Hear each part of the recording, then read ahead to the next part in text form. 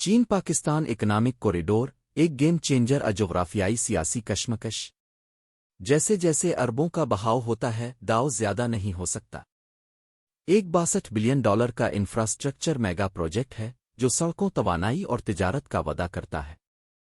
گوادر سے کاشغر تک پاکستان معاشی بحالی کا خواب دیکھتا ہے، لیکن کس قیمت پر؟ چین کی گہری جیبیں ترقی لاتی ہیں لیکن انحصار بھی۔ پاکستان کا چین پر قرضہ $30 بلین سے زیادہ۔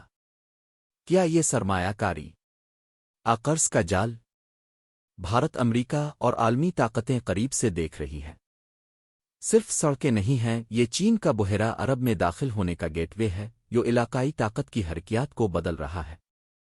کچھ لوگوں کے لیے کا مطلب ملازمتیں اور خوشحالی ہے، دوسروں کے لیے اس سے غیر ملکی کنٹرول کا خدشہ پیدا ہوتا ہے۔ کیا پاکستان کو صحیح معنوں میں فائدہ پہنچے گا؟ وہ بعد میں اس کی قیمت ادا کرے گا۔ موقع معاشی جال؟